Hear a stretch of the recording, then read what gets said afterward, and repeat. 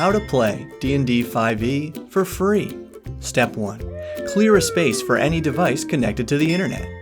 Step 2. Go to www.dndbeyond.com. Step 3. Go to Sources, then D&D Free Rules 2024. And that's actually it. It's free now, but technically this free version is missing some of the character options from the 2024 Player's Handbook, so we're going to walk through the differences in each chapter so you can decide for yourself whether or not this free version is enough for you and your group to have fun playing the latest version of Dungeons & Dragons.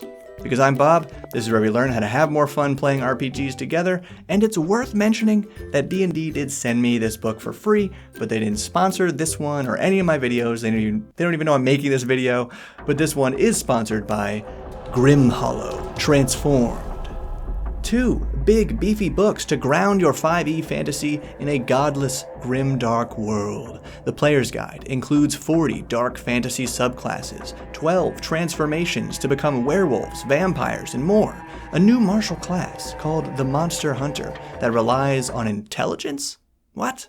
And a heritage system with 100 thematic traits to customize your characters. Then the campaign guide has lore, magic items, tools, and tips for adventuring in the Grimhollow world of Atharis, plus full VTT conversions on Roll20, Foundry, Alchemy, and D&D Beyond. And you can get a free metal coin if you back Grimhollow Transformed in these first 48 hours on Kickstarter using the link below so they know who sent you.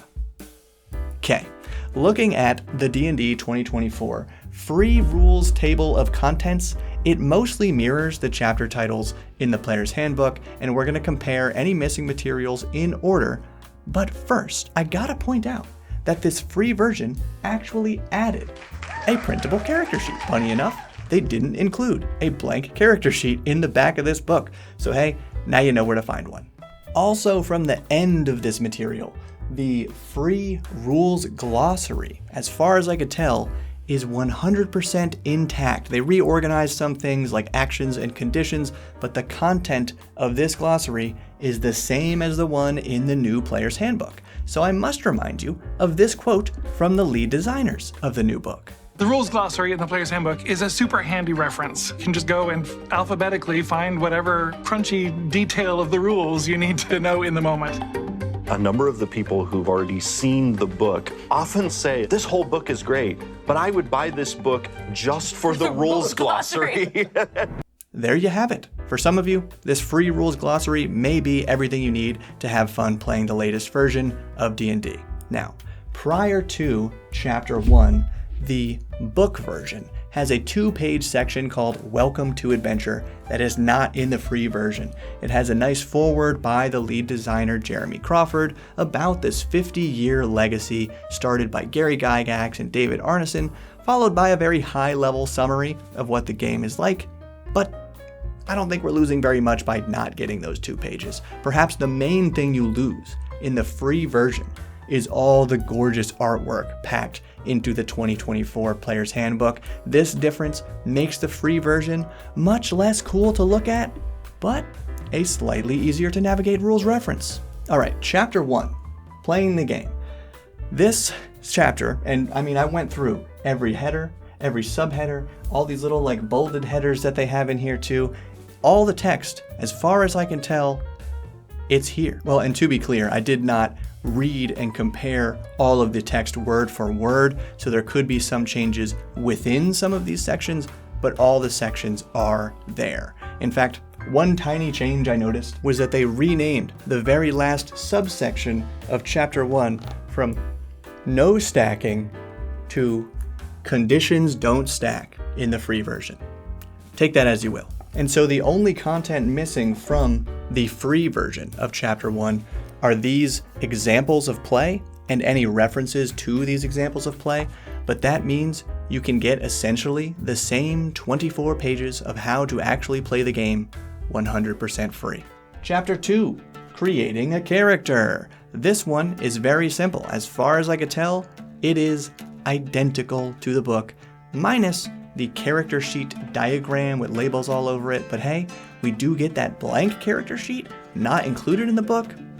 a worthy compromise. So Chapter 3, Character Classes, has possibly the biggest differences between book and free. Instead of 12 classes with 4 subclasses each for a total of 48 character class options, we get 12 classes with 1 subclass each for a total of 12 character class options. And those free options include Barbarian, Path of the Berserker, Bard, College of Lore, Cleric, Life Domain, Druid, Circle of the Land, which is a pretty harsh move, honestly, since they must know from the playtest that Circle of the Moon is the most beloved Druid subclass by a mile. But anyway, Fighter Champion, Monk, Open Hand, Paladin, Oath of Devotion, Ranger, Hunter, Rogue, Thief, Sorcerer, Draconic, Warlock, Fiend, and Wizard, Evoker.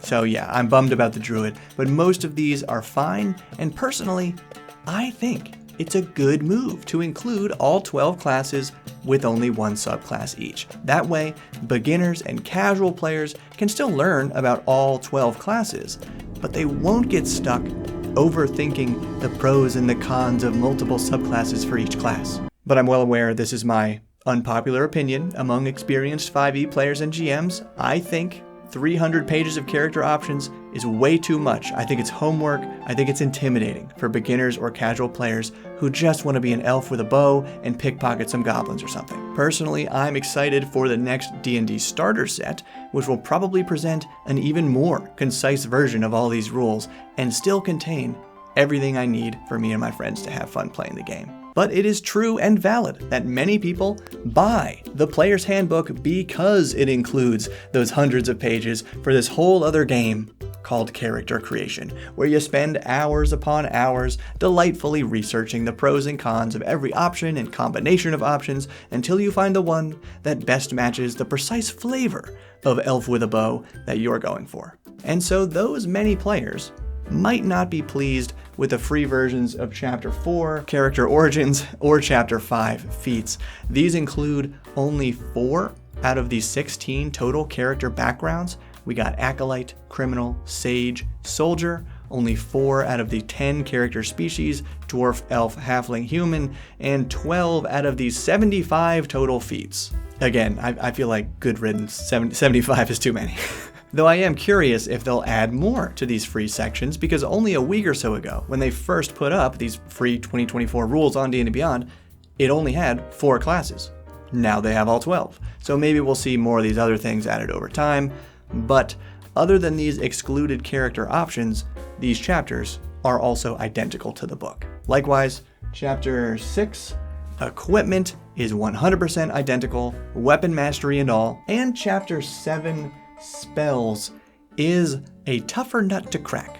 You see, neither the book nor the free version just gives an exact count or a single list of each spell, which would allow for an easy comparison here. So first I tried to use D&D Beyond to filter spells by source, and that seemed to work for the free version, returning about 340 spells. But when I tried it for the new Player's Handbook, it only returned about 50 spells, which is obviously incorrect because this recent D&D Beyond article says there are, quote, almost 400 spells in the new Player's Handbook. So, at the time of making this video, unable to trust D&D Beyond's spell source tags, I quickly counted the spell names in the free version's alphabetical index, better than nothing, and I got about 320 spells, meaning they've probably excluded like 60 or 70 spells in the free version.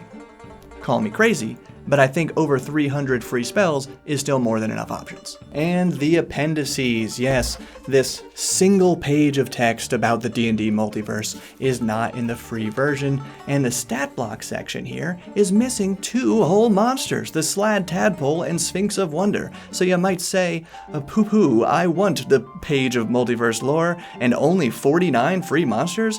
It's not like I could run this game for years by just reskinning and homebrewing these creatures. So, please note that the free 2014 basic rules, also available on the same website, even includes more lore about the multiverse and includes some lore about D&D's gods, which is totally not even in the new Player's Handbook at all. And there are literally hundreds of free 5e monsters on Roll20, Open 5e, other sites, and probably soon on D&D Beyond once the new 5e Monster Manual comes out. And like I said earlier, that rules glossary, it's all there, plus the blank PDF character sheet. So for a little more info on the 2024 Player's Handbook itself, you can click my quick overview video here on your screen. Thank you to the Bob World Builder patrons and channel members for directly supporting what I do, and keep building.